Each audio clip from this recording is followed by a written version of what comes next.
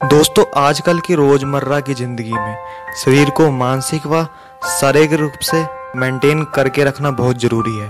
और इस पैंडेमिक के दौर में सबसे ज़्यादा तुम्हारे और हमारे शरीर के लिए योग से बेहतर और कुछ भी नहीं है। तो चलिए दोस्तों, आज हम योग के महारथी और भारत के आयुर्वेद बिजनेस टाइकून के बारे में जानेंगे कि कैसे ये इतने ऊंचे पद पर पहुंचे।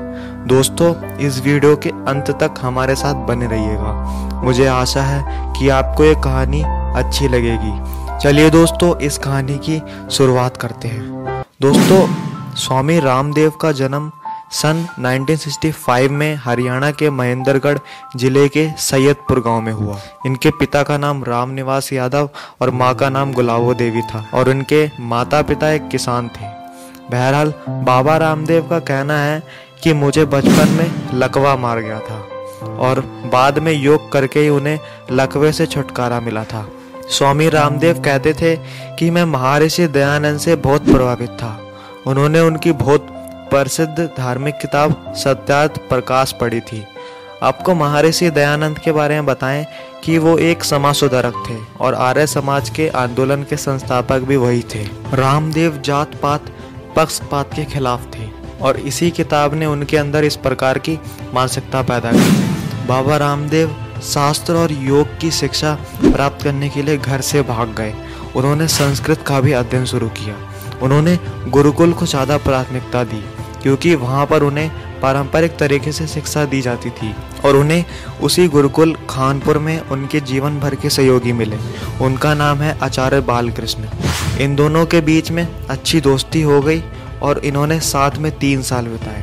बाबा रामदेव ने कर्मवीर आर्य समाजी से भी योग सीखा।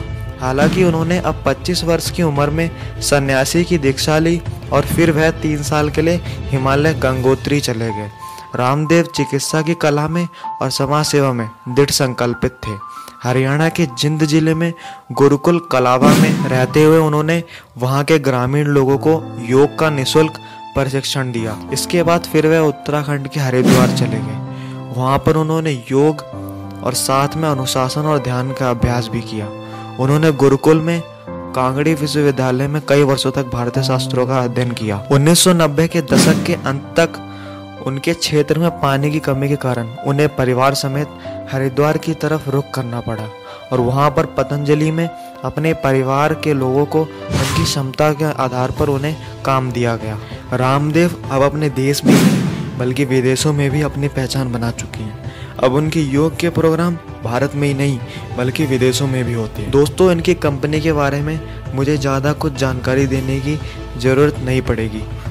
इस चैनल को सब्सक्राइब कर लीजिए और ऐसी बायोग्राफीज देखने के लिए, और कमेंट में ज़रूर बताना कि आपको ये वीडियो कैसी लगी। आपका बहुत बहुत धन्यवाद।